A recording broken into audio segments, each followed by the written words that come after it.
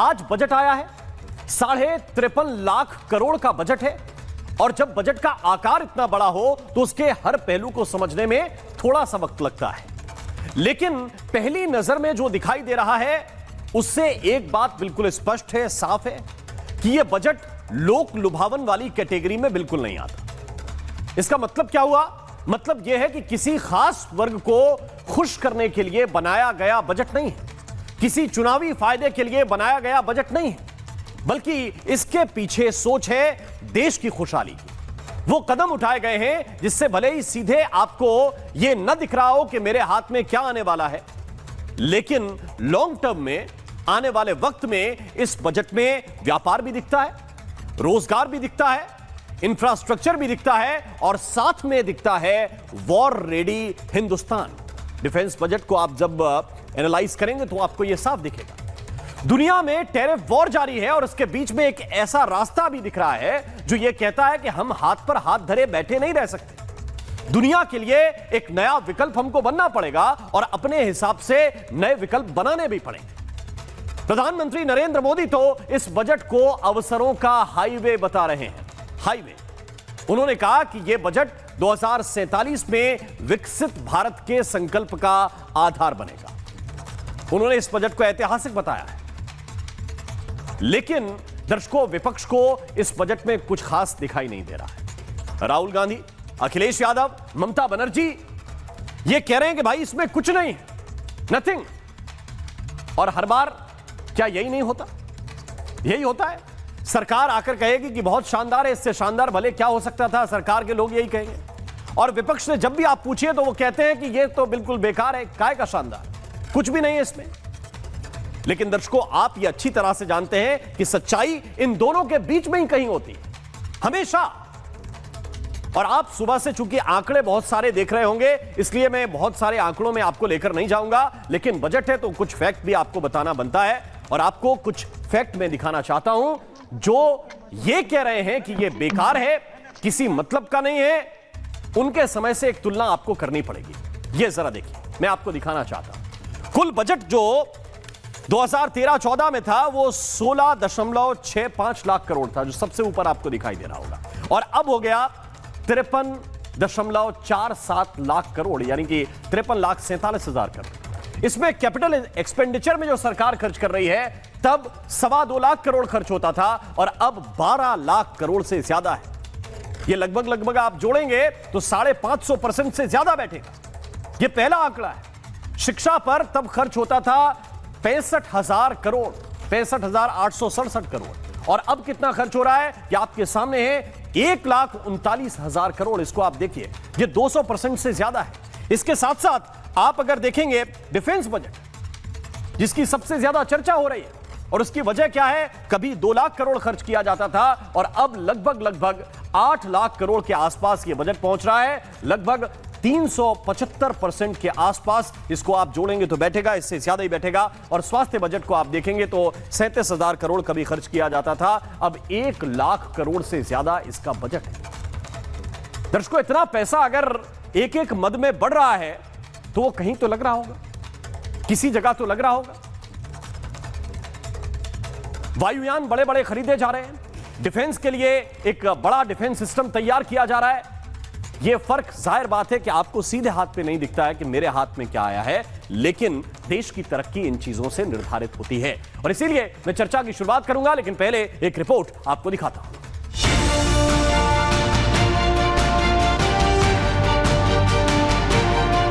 Our government's sankalp is to focus on our poor, underprivileged and the disadvantaged.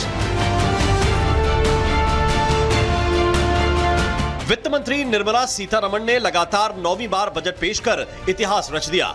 वित्त मंत्री ने 53,47,000 करोड़ का budget पेश किया। इस बार के बजट में स्वास्थ्य, सुरक्षा, इंफ्रास्ट्रक्चर और आम आदमी पर खास जोर दिया गया। सरकार का कहना है कि यह बजट सिर्फ आंकड़ों का नहीं बल्कि भविष्य की नींव है। महिला वित्त मंत्री के रूप में निर्मला जी ने लगातार 9वीं बार देश का बजट प्रस्तुत करके नया रिकॉर्ड बनाया है। ये बजट अपार अवसरों का राजमार्ग है। ये बजट वर्तमान के सपनों को साकार करता है। वहीं उत्तर प्रदेश के मुख्यमंत्री योगी आदित्यनाथ ने इस बजट को ऐतिहासिक करार दिया।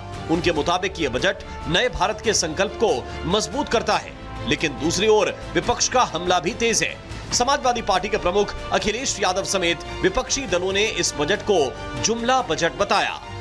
आज नए भारत का, विकसित भारत की संकल्पना के रोड मैप को लेकर के अपना नया बजट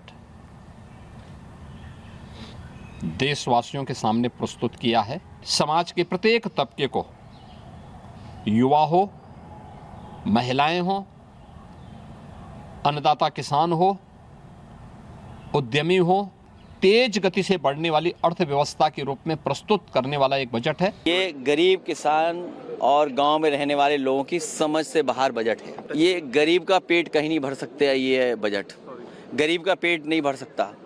नौकरी रोजगार दिए नहीं। नौकरी रोजगार कहाँ दिए हैं? अभी भी बड़े पैमाने पे नौजवान बेरोजगार है। सपने दिखाने वाला बजट है। बीजेपी 5% लोगों के लिए बजट बनाती है और शेयर का मसला उन्हीं 5% लोगों के साथ जुड़ा हुआ है। एक तरफ सरकार इसे विकास का हाईवे बता रही है तो विपक्ष इसे वादों की दोहराई हुई फाइल कह रहा है। सवाल यही है, क्या ये बजट जमीन पर असर दिखाएगा? क्या वाकई ये बजट विकसित भारत की आधारशिला बनेगा?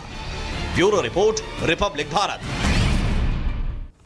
पर आइए चर्चा की शुरुआत करते हैं। कुछ खास मेहमान इस वक्त मेरे साथ जुड़े हुए हैं। मेरे साथ राजीव जेटली जी हैं, प्रवक्ता हैं भारतीय जनता पार्टी के। अवधेश कुमार जी हैं, वरिष्ठ पत्रकार हैं। आकाश जिंदल जी, जाने माने अर्थशास्त्री हैं। मेरे साथ इस वक्त जुड़ रहे हैं वरुण पुरोहित, जो लीडर हैं कांग्रेस पार्टी के। मेरे साथ अजीज खान है, प्रवक्ता हैं समाजवादी पार्टी के। प्रेम कुमार जी, वरिष्ठ पत्रकार, इस वक्त मेरे साथ जुड़े हुए हैं। उनकी तरफ में चलूंगा, लेकिन सबसे पहले मैं आना चाहता हूं इस सवाल को लेकर अजीज खान आपके पास, और टीना शर्मा भी इस वक्त मेरे साथ जुड़ गई हैं, राजनीतिक विश्लेषक हैं। लेकिन अजीज खान, सबसे पहले मैं आपके पास आना चाहता हूं। ये तैयार करके बैठते हैं आप लोग कि भाई अब कह देना है कि नहीं, ये तो किसी काम का बजट नहीं है, कोई मतलब का बजट नहीं है, गरीब का पेट नहीं भर सकता है बजट। ये पहले से स्क्रिप्ट रेडी रहती है कि कुछ भी लेके आए, क्या एनालिसिस करना, क्या सोचना, हम तैयार हैं, ये बोल देना है बस। जी देखिए राम मोहन जी, ऐसा नहीं होता है। हम लोग पार्टी के प्रवक्ता हैं जी, और पूरी तैयारी के साथ बैठते हैं, पूरी जानकारी रहती है। ऐसा नहीं होता कि कुछ भी बोल दें। अच्छा, देखिए जो सच है, इस गवर्नमेंट से बहुत उम्मीद ना आम जनता को थी, ना किसानों की थी, किसी को नहीं था। अब आप बोलेंगे रटी रटाई बात है, मैं इसलिए कह रहा हूं कि वही किसान है। आप इस किसान को देखिए कि केसीसी लोन जो एनपीए है वो 42% बढ़ गया है। 42%, 42% पिछले 5 सालों में। केसीसी का जो आउटस्टैंडिंग है लोन का, आप समझिए लेटेस्ट, वो आपको पता है, जो पहले 4.26 हुआ करता था, वो आज 10.05 लाख करोड़ हो गया है। आप अंदाजा लगा रहे हैं, 2.5 गुना बढ़ गया। ये लोन ले रहे हैं इस वक्त। लोन कब लिया जाता है? जब आदमी बहुत परेशान होता है। खेती में जो कर्ज किसान ले रहा था, लिया था पहले, वो 8.4 लाख करोड़ से बढ़ करके अब वो 25.48 लाख करोड़, यानी किस कदर 3 गुना ज्यादा लोन किसान ले रहा है। बताइए किसानों के लिए क्या दिया है इसमें? कुछ नहीं है। कहा था कि हम एमएसपी देंगे, हम 2 गुना आय कर देंगे, 2 गुना आय नहीं हुआ। 3 गुना उसका भर्ती, यानी उसका जो लगाया जाता है, जो जब उसको बुआई जोताई की जाती है, 3 गुना उसका बढ़ गया रेट, लेकिन उसका इनकम नहीं बढ़ा। तो अब सवाल इस बात का, आदमी क्या कहेगा? आदमी क्या कहेगा? आदमी कहेगा भाई आपने किसानों के लिए क्या किया? आप जरा बेरोजगारी की बात करें। आप बेरोजगारी की बात का मैं आंकड़ा जरा मैं आपको देना चाहूंगा, बहुत इंपॉर्टेंट, क्योंकि आप बहुत देखिए आप पूरी जानकारी रखते हैं, इसलिए आपसे बात करने में अच्छा भी लगता है। चीज़ों को आप बात बारीकी से समझते हैं। मैं जानना ये चाह रहा हूं कि जरा ये बताएं हमें कि प्रति व्यक्ति आय आज इस मुल्क में क्या है? आपको अंदाजा है? 2.3 लाख करोड़ सालाना, 2.3 लाख, 2.3 लाख सालाना, ये प्रति व्यक्ति आय 140वें नंबर पे है। बातें हो रही हैं कि साहब हम 4th इकोनॉमी बन गए, हम 5th इकोनॉमी बन गए, लेकिन कर्ज क्या हुआ? हर व्यक्ति पर कर्ज जो पहले, अभी 2 साल पहले 2023 में 3,90,000 था, आज वो 2,00,000 आपको पता है 4,80,000 हो गया, यानी लगातार सब बढ़ा है। जो सरकार कर्ज ली थी 2014 में 55 लाख करोड़, आज वो 225 लाख करोड़। तो लगातार ये सारे हालात आप देखेंगे तो इससे क्या अंदाजा लगाएंगे आप?